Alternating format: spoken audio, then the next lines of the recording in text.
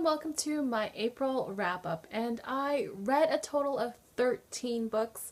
I had kind of a little reading slump, so I didn't read as many books as I wanted to, and most of the books that I did read were either 3-star or 2-star, and I was kind of getting disappointed with some of them, so I just took a break for a week between, and it wasn't that big of a reading slump, but sometimes it's really hard to get through them. This is Arcana by Jessica Leake, and I really enjoyed this one. I gave this one a 3 out of 5. It has a bit of paranormal elements, which I liked, and even though it wasn't the main focus, it was mostly about historical society in London. I really enjoyed it, even though it wasn't that, it wasn't a big page turner. I liked her writing and her writing style. This is Half Wild by Sally Green. This is the sequel to Half Bad. I enjoyed this one a little bit more than the first one. I really like how she touches upon this relationship with a new character, and I just have to ship them so hard. I thought they were the cutest thing ever, and if you guys know what I mean, I think the highlight was that relationship trying to start, and it was just really cute. And even though it has a little bit more action, I still gave this one a 3 out of 5. This is Pointe by Brandy, Colbert, and it's about a girl who has her best friend back from when he was kidnapped. Everything has changed, and all she wants to do is basically get into a good ballet school. But that's what I thought it would be. I thought it would be about her trying to get into the good graces of her old best friend, but it wasn't. It was a lot about cheating and how she didn't really care about the other people, and I thought it was really, really selfish, and it was really hard to like her character just because she is a cheater. I give this one a 2 out of 5. The Brilliant Light of Amber Sunrise by Matthew Crow. I felt that this one is, I want to say, The Fault in Our Stars replication. It kind of reminded me so much of it, even though they handle the leukemia aspect of it rather well than The Fault in Our Stars. There's more of how the sickness affects their family, and I thought it was too similar. There is the manic pixie dream girl character in it again, and I'm kind of really sick of seeing those characters, so I gave this one, I believe, a 2 out of 5.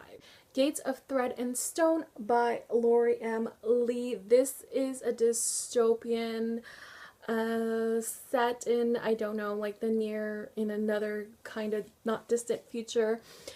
And basically this girl is with her adopted brother, and he apparently goes missing. So she tries to basically find him. I think there's this huge rise in brothers missing ever since, I want to say, Blood Red Road. Her brother went missing. There's another book called An Ember in the Ashes, which is basically the same plot. But I thought this was really interesting because it combines, I want to say, not magic, but it's just, I thought the world was really, really extensive, and it is a really good self-published book, but I wanted more. I gave this one a 3 out of 5. Simon versus the Homo Sapiens Agenda by Becky Albertalli. This is one of my most anticipated reads just because everyone loved it, and people who are not into contemporary loved it. Like Nikki from, I forgot her blog name, but it's JK Nikki R, I think, from Twitter. She loved it so much, and she's a fantasy reader, so I gave it a shot. Yeah, I was bored. I was bored through the entire, practically the beginning and the middle. Nothing really happens.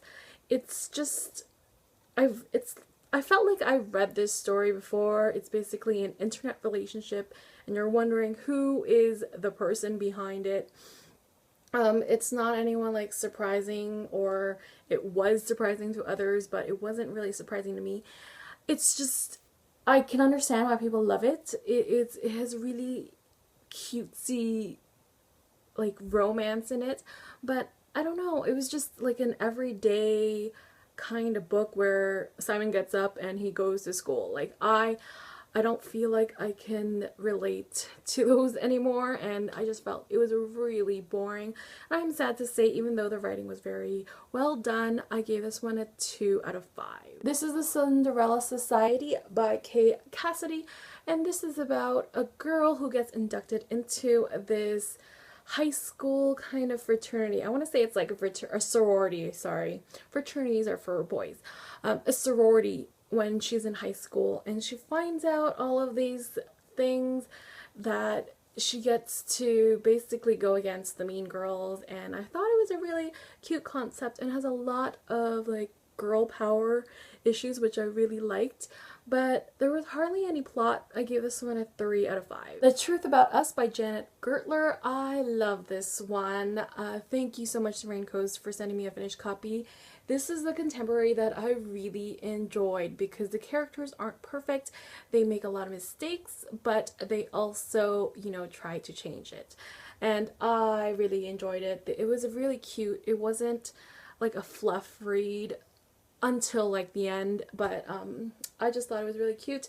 And kudos to Janet for basically having a person of color as the main love interest, so yay, I give this one a 4 out of 5. This is Elena Vanishing, a memoir by Elena and Claire B. Dunkel. This one is really hard to review because it is actually a memoir and it is not fiction, it is real, and basically it is about Elena, who is going through anorexia, and her mom helped her write this story.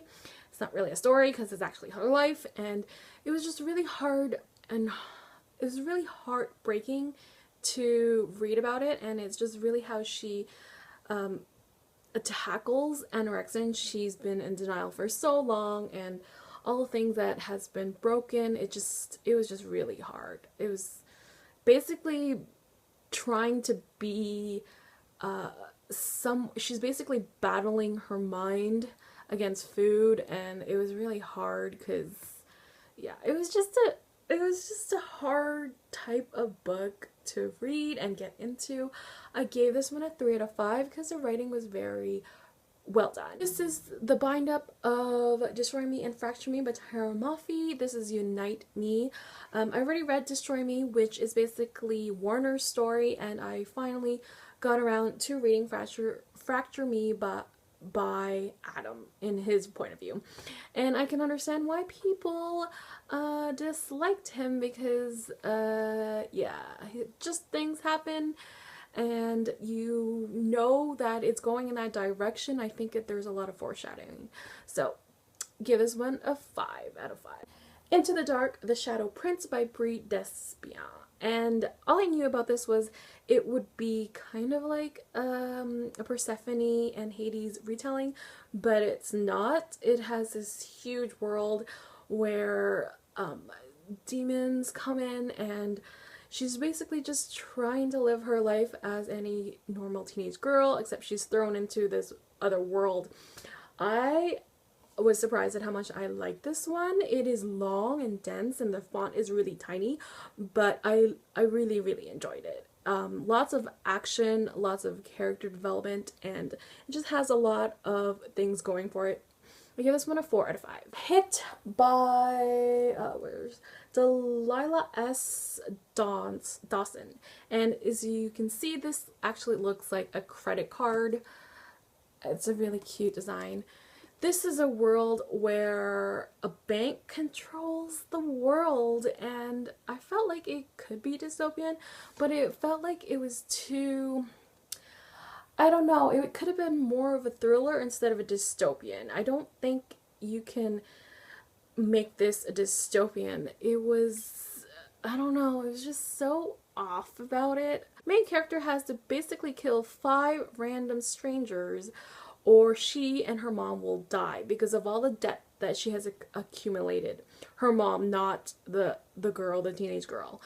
And I thought it was like a really, really cool concept, but the execution was kind of off. I felt there was too much instant love, and I just couldn't stop laughing at some points. I don't know. It was just way too weird. I give this one a 2 out of 5.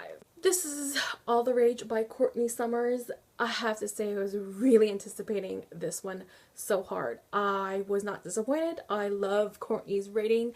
She just gets into your emotions, and she just like gets in there, and you just, oh, her writing is just very, very good. It is about school bullying and slut shaming and all of the, you know, crazy dark stuff. She writes in a way that makes you want to remember it and gives you a lesson afterwards. I gave this one a 4 out of 5. Basically, that is it for me for April. I just have to say that I'm going to be taking a month-long hiatus from the blog and from BookTube. So if you don't see me for 4 weeks, I'll be probably on Twitter or Goodreads. Until next time, bye book nerds.